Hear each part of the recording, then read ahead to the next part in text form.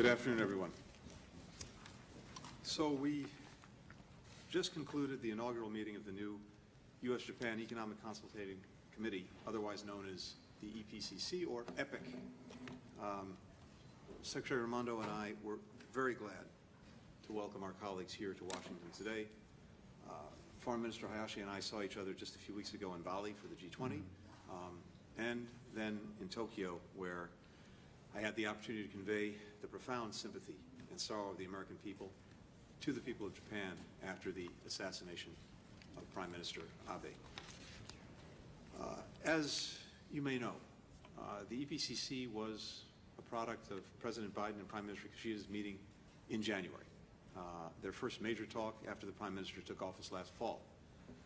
They agreed that the U.S.-Japan alliance has never been stronger or more necessary, and that our countries should deepen our cooperation to strengthen the rules-based economic order, to address urgent challenges facing our workers, our businesses, people, and accelerate open, inclusive, and sustainable economic growth in the Indo-Pacific and beyond. Today's first meeting of the EPCC was, I think it's fair to say, a resounding success. Productive, substantive, directly connected to issues that matter in our people's lives and in their futures. We discussed building resilient supply chains after the COVID-19 pandemic revealed just how fragile they are. We addressed emerging technologies, which bring so much promise of opportunity, but also risks to national security, human rights, consumer health and safety, intellectual property. We talked about Moscow's war on Ukraine. Our countries are working closely to impose costs on Russia so that President Putin will end the war and address, of course, in the meantime, food and fuel prices worldwide that have been spiked in part because of Russia's aggression. We discussed development finance and the problem of opaque lending practices that can weigh down countries with unsustainable debt. And we addressed the People's Republic of China and how its coercive economic practices go against an open, inclusive, rules-based international economic order that gives all countries a chance to participate, to compete, and to grow. Japan and the United States believe in a global economy where all countries hold themselves to norms, to standards, to practices that allow people, ideas, goods, capital to move freely, where disputes are resolved swiftly, peacefully, openly, and where trade and commerce support workers, raise incomes, protect the environment, and create opportunity for as many people as possible. The EPCC is the latest addition to an ever-growing partnership with Japan. A few months ago in Tokyo, our two countries joined 12 others to launch the Indo-Pacific Economic Framework to support a stronger, fairer, more resilient economy across the region.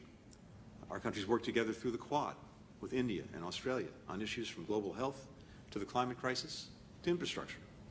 We cooperate through the OECD to tackle bribery and corruption, through the Global Action Plan to fight COVID-19, through the new Mineral Security Partnership to bolster critical mineral supply chains.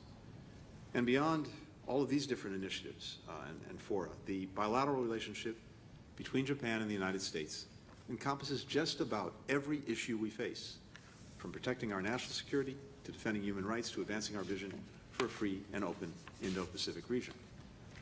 The work that we did today, making clear together that our economic security is a vital component of our overall national security and well-being, I think just underscores the importance and the breadth and depth of our partnership. We are deeply grateful for our alliance with Japan. It stretches back decades, sustained by cherished ties of family and friendship between our peoples.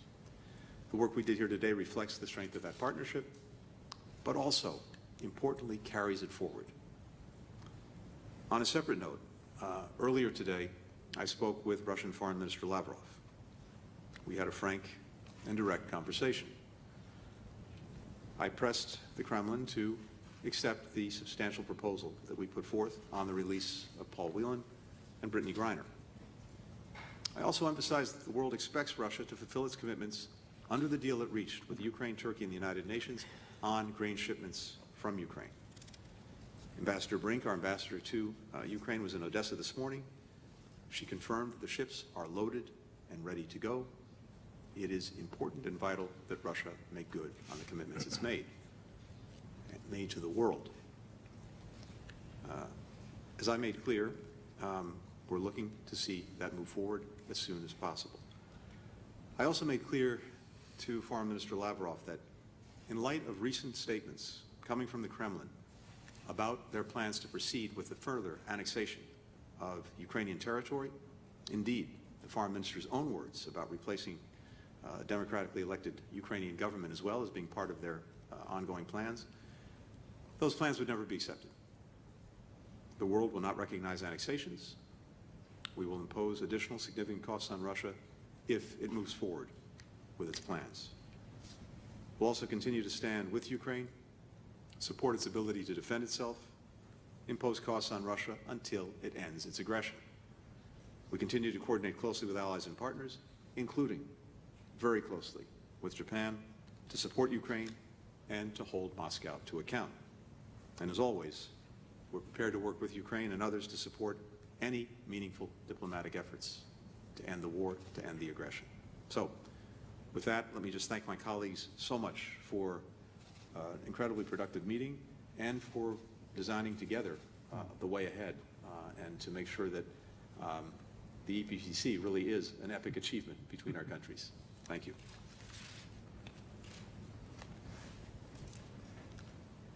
Yogi. Hello, everyone. This is my very first visit to Washington, D.C. as a Minister of Foreign Affairs. First, I would like to extend my sincere gratitude for President Biden, Secretary Blinken, and many people from the United States government for your deepest condolences for the passing of former Prime Minister Abe. I would like to thank the thoughts extended by the people in the United States. We have just come out of the very first ministerial level economic 2+2 with Secretary Blinken, Secretary Raimondo, and Minister Hagiuda. We had a very fruitful exchange of thoughts. I would like again to thank both secretaries for their wonderful hospitality. The Economic 2+2 is the first attempt in the alliance of Japan and the United States to discuss foreign and security policy and economic policy as a unit. In the background, there is a shared urgency between Japan and the United States that existing international order is challenged not only by unilateral attempt to change the status quo by force, but also by attempt to realize strategic interest by exerting economic influence in unfair and opaque ways. In order to respond to such crisis effectively, today, 4 ministers from Japan and the United States gathered and discussed a wide variety of issues, including economic policies of respective countries, establishment of a regional economic order, and economic security. This is the response to the requirement of time, and I believe it serves as a strong message about the adaptability of Japan-US alliance in a rapidly changing international economy, and about the resolve by Japan and the United States to lead the international cooperation in this area. Today, we discussed the following points and confirmed on the cooperation. First, we discussed a rules-based free and open international order. As the economy has a strong influence on diplomacy today, Japan and the United States confirmed that we would cooperate with like-minded countries, not only from the economic perspective, but also from a strategic perspective, in order to maintain and develop international order to ensure economic security. Regarding energy security and food security, we discussed assistance to those countries that are gravely impacted by the invasion of Ukraine by Russia. Also, I expressed Japan's support on IPEF, and as the United States plays a more active role in economic order of the Indo-Pacific region, and conveyed my strong hope to both secretaries that the United States come back to TPP soon. Second, we discussed response to the exertion of international economic influence to hinder intentional economic influence to hinder solidarity in the international community and to distort foreign policies of different countries, and confirmed on a shared awareness.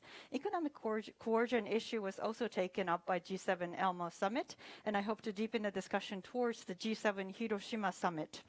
Also, regarding the unfair and opaque development finance, I hope that Japan and the United States can work together to ensure all countries comply to the international rules and standards. In addition, we agreed that for Japan and the United States to ensure our own competitiveness and resilience, we will continue to promote cooperation based on core partnership that was concurred in April last year. We also agreed to establish stronger supply chain, cooperating with like-minded countries. I would like to reiterate that we are not pursuing protectionism or bloc economy, but any policy will give due consideration to transparency and predictability for businesses. I hope that we can continue to deepen our discussions in various related areas with like-minded countries, taking opportunities of occasions such as G7, chaired by Japan, and APEC, chaired by the United States. We have agreed to hold the ministerial meeting on a regular basis, and I look forward to our next meeting. Thank you. Thank you.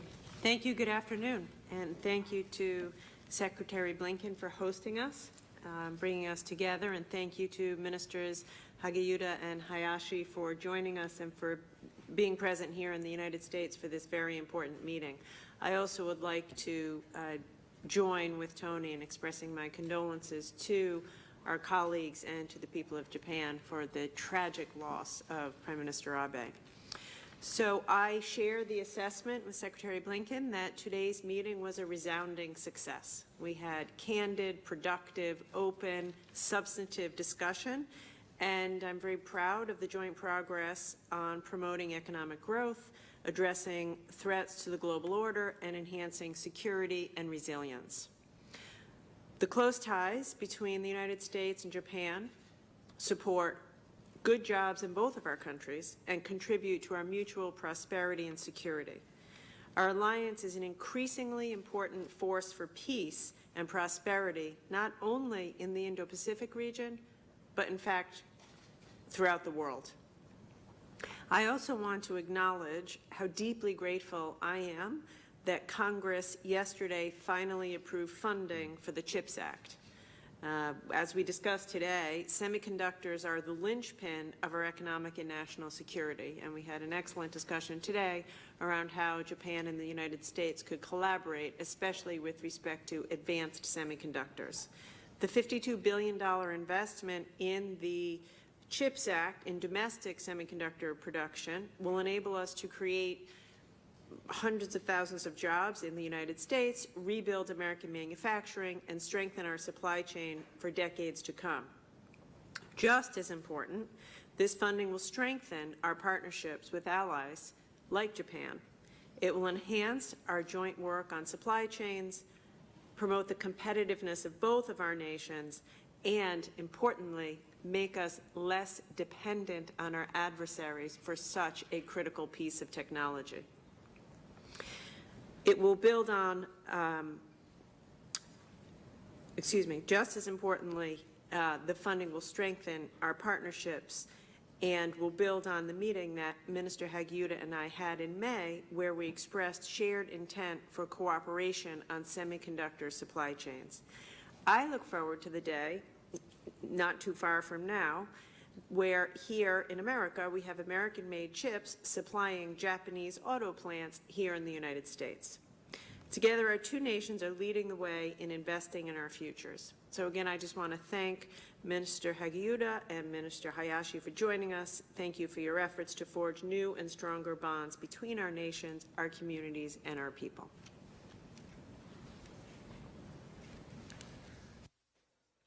I'm Hagiyuda Koichi, Minister of Economy, Trade and Industry.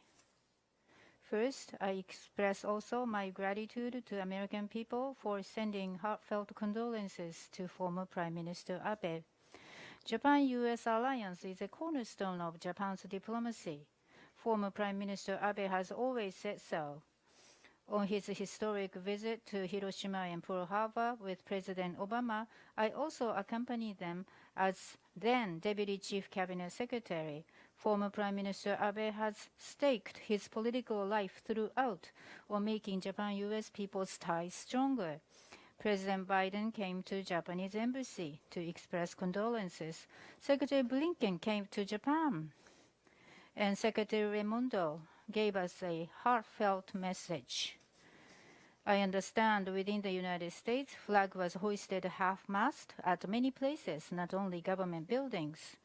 It shows a deep ties at people's level between our two countries. In place of former Prime Minister Abe, I sincerely express my gratitude from the bottom of our heart. Japan is back. Prime Minister Abe declared in Washington about 10 years ago. Japan will once again exert leadership with the United States, the champion of democracy, hand in hand for peace and prosperity of the world. So the determination was expressed, and CPTPP, Free and Open Indo-Pacific, Quad, over a decade, various foundations underpinning peace and prosperity of the region was built. State Secretary Blinken the other day said he feels such a loss. Frankly, entire Japan is covered with a big sense of loss. However, Japan is here to stay. Going forward, Japan will work hand in hand with the United States and work toward the peace and prosperity of the world. To clearly state our determination to you, I came here. Today, for the very first time, Economic 2+2 was held. The framework has been laid down. Supply chain risk, economic coercion, foreign security policy, and economic policy have become inseparable. Under such an era, Japan-U.S. foreign and economic ministers are meeting together, having an intensive discussion and sending unified messages to the world. Its significance is very large. To address new challenges, such as digital, a new economic order based on rules will be built under U.S. administration's leadership with wide participation of countries in the region. We welcome that the new economic architecture is being built at IPEF, energy security, business and human rights, developing trusted infrastructure such as information communication, supply chain resilience, such as batteries and critical minerals and such and such. There are heaps of issues out there to be tackled. This time, alongside the joint statement, plan of action on specific items was also released. This is a big outcome. In critical and emerging technologies, like space, ocean, and cyber cooperation will be strengthened, and economic security will be ensured. Today, substantial time was spent on these topics for discussion. Issues will be dealt with in an offensive way as well as defensive way at the same time, combined with protection with export control. Advanced technology development will be promoted. We concur to accelerate Japan-U.S. joint development of next-generation semiconductors. Japan will quickly move to action. Japan's wisdom will be collected from AIST, Riken, and University of Tokyo on research on next-generation semiconductor research. Decision was made to launch a new R&D organization. It will be open to overseas businesses and to research institutes. It will be an international joint research hub. We are determined to collect the strength of Japan, science and technology-based nation, and lead cooperation between Japan and the United States and among like-minded countries. Unilateral use of economic force in violation of international rules to fulfill diplomatic demand should never happen. From the Pacific Ocean to Indian Ocean, this wide expanse of ocean and sky is free and open to anyone. Regardless of the size of the country, it should bring benefit to all the countries. This economic 2+2 is, as it were, compass for realizing free and open Indo-Pacific. This is a foundation for peace and prosperity of the region. Toward that end, together with Commerce Secretary Raimondo, State Secretary Blinken, and Foreign Minister Hayashi, who are all here, I'm determined to do my best. Thank you very much. We'll now turn to questions. We'll alternate two per side. We'll start with Sean Tandon and the Hi, good morning, good afternoon. Mr. Secretary, could I begin by following up on your remarks about your conversation with Foreign Minister Lavrov? How confident are you about this raising the chances of bringing home Brittany Griner and Paul Whelan? What is the sense that you got from Foreign Minister Lavrov? I know also you mentioned earlier this week that you're not planning to negotiate in Ukraine with the Russians, but what was the overall sense that you got from Foreign Minister Lavrov? Are you any more confident that the United States could be dealing with Russia and making progress in any area there? And do you plan to speak to him again or even meet him? As was announced today, you're going to be in Cambodia next week for ASEAN. And perhaps if I could open up to everybody here a week of phone calls, I suppose. The phone call yesterday that the president had with President Xi of China, does this do you feel that this makes any progress on the issue of Taiwan? How concerned are you about the tensions in Taiwan right now, and a potential visit by Speaker Pelosi? Do you think that are you confident that that's something you can work through, or are you worried about that aggravating the situation? Thank you very much. Thanks. Sean, thank you very much. First, just to put this in perspective, we said all along that if we thought there was any opportunity to advance diplomacy to end Russia's aggression against Ukraine, we would of course take it. Unfortunately, tragically, we've seen no opening, willingness on the part of Russia to engage meaningfully on ending the aggression. At the same time, I've also said that if there are issues where it could make a difference in senior Russians hearing directly from me or from colleagues, we would, of course, pursue that. And with regard to the call with the foreign minister today, as I noted the other day when we had an opportunity to speak, I told you what I intended to raise with him, and I raised exactly what I said I would raise with him. That is the significant proposal that's been on the table for some weeks now that would lead to bringing home Paul Whelan and Brittany Griner.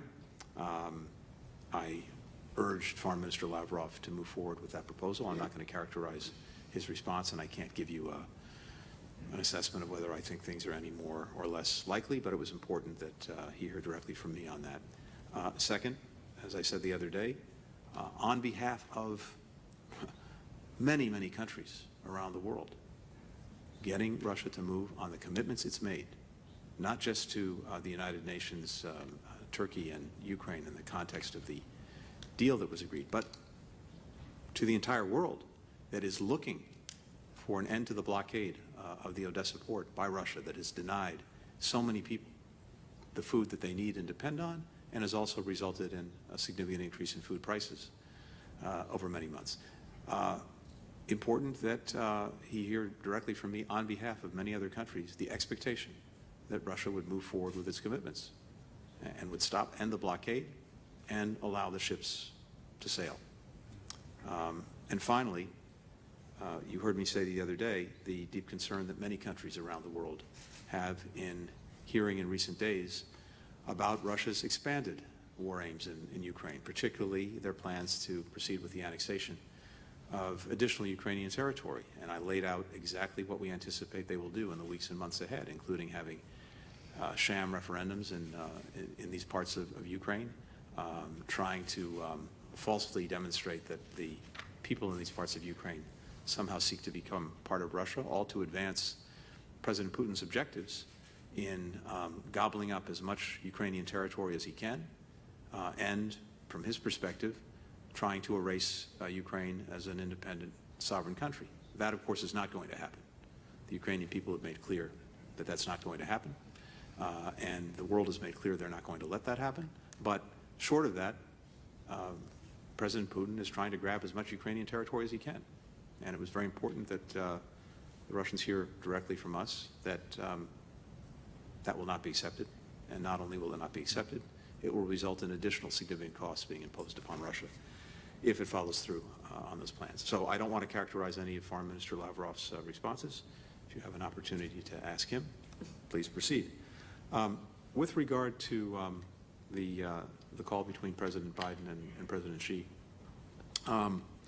first, as you know, this followed previous discussions, including most recently in March, And it also builds on a number of recent engagements, including the time I spent with Foreign Minister Wang Yi in Bali, where we spent about 5 hours together. The National Security Advisor, Jake Sullivan, the Secretary of Defense, the Treasury Secretary, the Chairman of the Joint Chiefs of Staff, have each had recent conversations or engagements with their counterparts. And this is part of our effort to make sure that we maintain and deepen lines of communication with China, to responsibly manage the many differences that we have, and to work together wherever it is that our interests align. And that was very much the nature of the conversation. I can just say, again, it covered basically three things. Where our two countries can work together, with a particular focus on climate change, on health security, on counter-narcotics. Second, an exchange of views on Russia's aggression in Ukraine. And finally, Taiwan, where President Biden underscored that our policy has not changed. The United States strongly opposes any unilateral efforts to change the status quo or to undermine peace and stability across the Taiwan Strait. So that was the nature and basically the substance of the conversation they had. They touched on a number of other issues. But look, I'll just say this in conclusion. We have many differences when it comes to Taiwan, but over the past 40+ years, we have managed those differences and done it in a way that has preserved peace and stability and has allowed the people on Taiwan to flourish. It would be important as part of our shared responsibility to continue to manage this in a wise way that doesn't create the prospect for conflict. And keeping open lines of communication on this issue, especially between President Biden and President Xi, I think is vital to doing that. We believe direct communication between the leaders is the most essential aspect of meeting our responsibilities to manage issues as fraught as Taiwan in the most responsible way possible.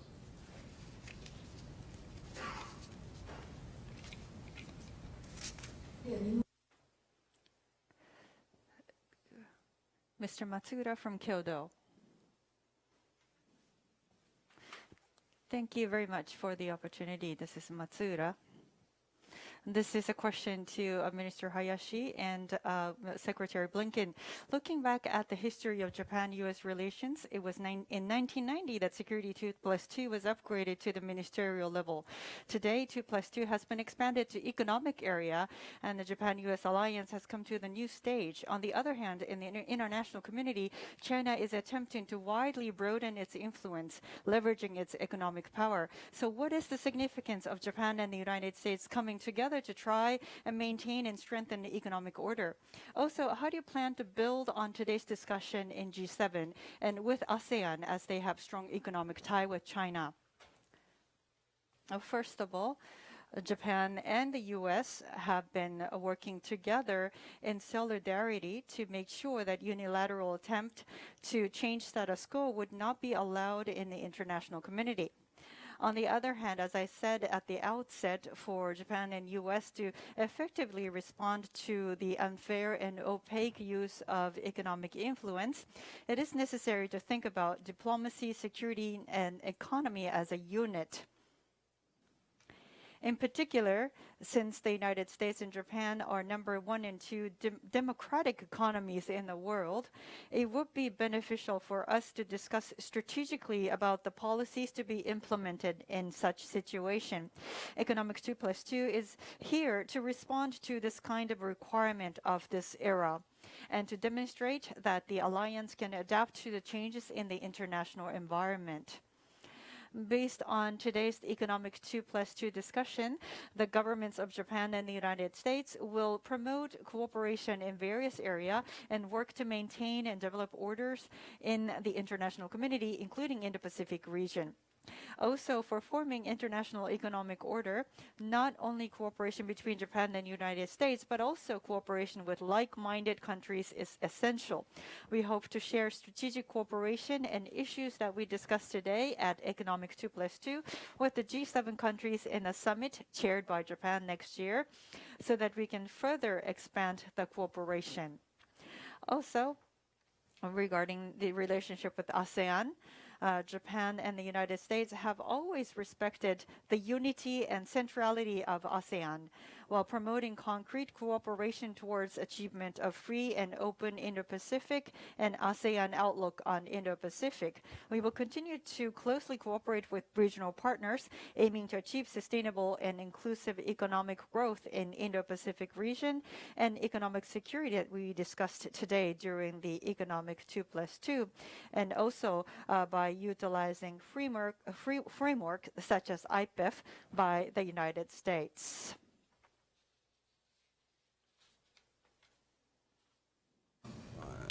I agree with everything that my colleague has said. I would simply add a couple of points or reinforce a couple of points. First, the United States and Japan share a conviction that economic security and national security are inseparable. They are fundamentally linked. And I think it was very important to both of us and all of our colleagues to further elevate the discussions we're having on economic security issues because they're really front and center on our agenda and on the world's agenda. And the issues that you heard us talk about today, I think really go to, in many ways, very practical things that our people in Japan, in the United States, and beyond are feeling, experiencing in their lives. And we have a shared conviction that working together, we can make a genuine difference in advancing opportunity and dealing with challenges to the well-being of our people in the economic sphere. So that's the most important thing.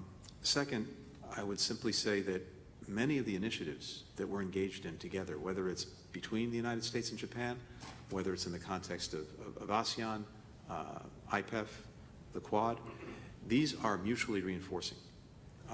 And they, in effect, add strength to each other. And I think we saw that today because many of the things that we talked about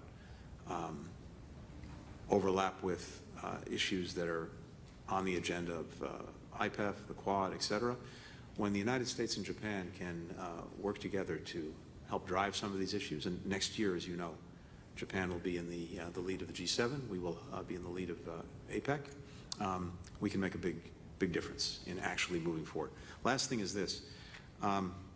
We get to stand up here and share with all of you the results of our meeting. The truth of the matter is there are a number of people who are sitting with us today and others who are back in their ministries in Tokyo and here in Washington who really drive the work every single day. So we've agreed that we will meet again among the four of us next year, but in between then, we've laid out a very detailed and concrete agenda for our teams to follow up on between now and the end of the year and then into next year, so that not only have we set out a basic vision together and framework for the work that our countries can do, we'll actually follow up with concrete initiatives to make all of this real. So I think that's the other importance of today, an agreement that we're really going to drive this forward together over the next months.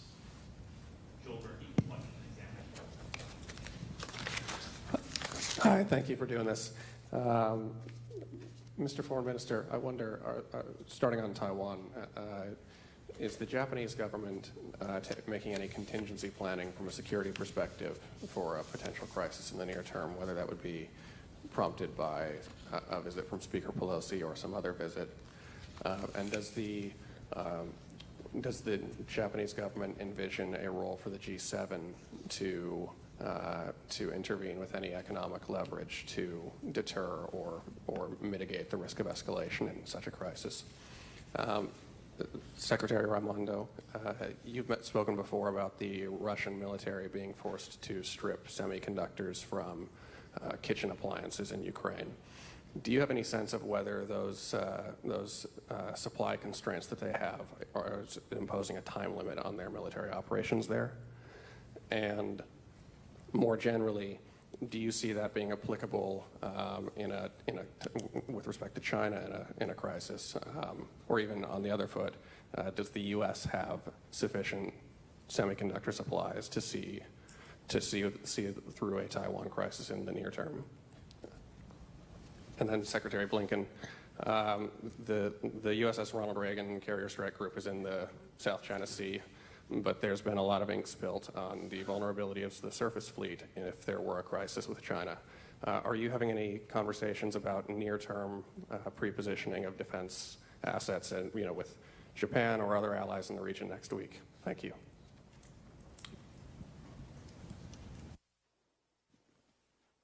Thank you for your question. Regarding the visit by Speaker Pelosi, we are not in a position as a Japanese government to comment on that. Now, going on to between Japan and the U.S. In May, in a summit at the Joint Declaration regarding Taiwan, basic approach to Taiwan has not been changed. Taiwan Strait peace and prosperity's importance remains the same, and a peaceful resolution of the Strait issue has been agreed upon between the leaders. Thank you. With respect to the export controls, we have reason to believe that with each passing week and month, the export controls have an even more devastating effect on Russia's ability to continue this war. As they develop a stockpile in preparation for the war for these sorts of technology and spare parts, as that continues to dwindle, their ability to continue to operate is reduced significantly.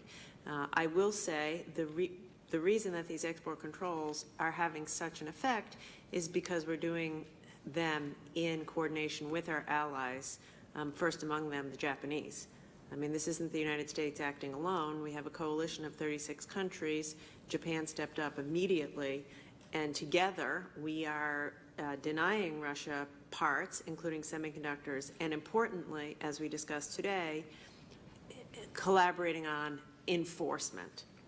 And we will continue to collaborate on enforcement to continue to deny Russia what it needs to continue this war. With respect to the United States, I have no concern that we have an ability to meet our needs. And furthermore, the fact that Congress acted yesterday on the CHIPS Act is an enormous step forward to ensure that we'll be able to protect ourselves and our allies and have adequate semiconductor supplies for decades to come. And with regard to any contingencies and any preparations made on a military level, I defer to the Pentagon.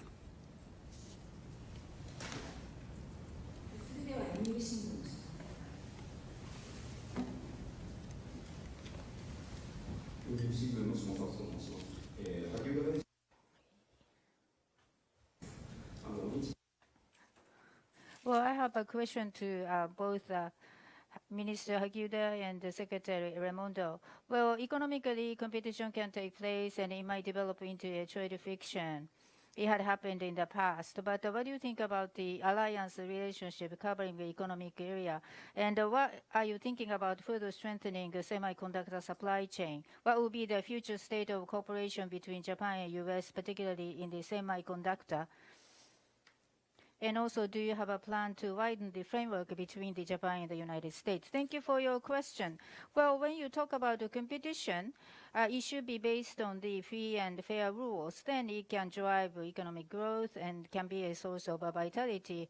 We are the world's #1 and #3 economic power.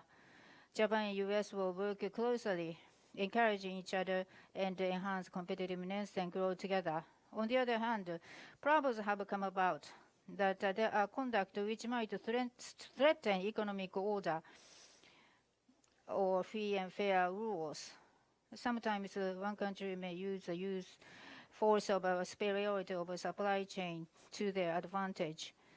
Economic coercion violating international law is totally unacceptable. Freedom, democracy, basic human rights, rule of law, these are the universal values we share together between the two countries. We need to keep on adhering to the economic order based on the rule. We are always looking for level playing field in terms of the competition so that the regional peace and prosperity's foundation can be laid down. That is a big responsibility incumbent upon the two countries. Next generation semiconductor technology development would determine the future industrial competitiveness. Top priority area for our cooperation. Leaders Summit in May had agreed to have a joint task force on the research and development of next generation semiconductor research. Already met last month. And together with Secretary Raimondo, we agreed on the basic principle for the cooperation semiconductor. We will work with like-minded countries to expand our cooperation. Toward the 2020s realization of R&D on the next generation semiconductors, HRD, and supply chain resilience, we are going to put that into action. We will look into the future implementation of R&D. As I said, the AIST Riken and University of Tokyo will offer their expertise in the next generation semiconductor research. Wisdom will be collected to launch a new R&D organization. It will be made open to overseas businesses and research institutes, inclusive of Japan, US, and like-minded countries in the region. We hope to make it into a hub for the international joint research. Right before this press conference, I had a bilateral with Secretary Raimondo, and thanks to her effort, the CHIPS Act has passed in the United States. It's epoch-making, and there is going to be a way where further commitment can be made on both public and private side. Thank you. Extremely well said by my colleague. I concur with everything he said. I would simply underscore 2 points. One, in the Indo-Pacific Economic Framework, which we have launched, and with Japan and a dozen other economies in the Indo-Pacific, there is a pillar focused on supply chains. And we expect that a core piece of work in the Indo-Pacific Economic Framework and supply chains will be focused on semiconductors, aligning research and development, coordinating on export controls, working together. Secondly, after the passage of the CHIPS Act, our goal now, the Department of Commerce will be implementing the CHIPS Act with the goal of rebuilding the entire semiconductor supply chain in America. And we welcome Japanese foreign direct investment into the United States as we develop that supply chain, specifically in the areas of chemicals and substrates, materials. The Japanese are world leaders, tooling, and we look forward to, and as the minister said, research and development in emerging technology. It's impossible to overstate the significance of Congress's action yesterday and the opportunity for collaboration that opens for the United States and Japan to strengthen the semiconductor supply chain. That concludes the press conference. Thank you, Your Excellencies. Thank you, everyone.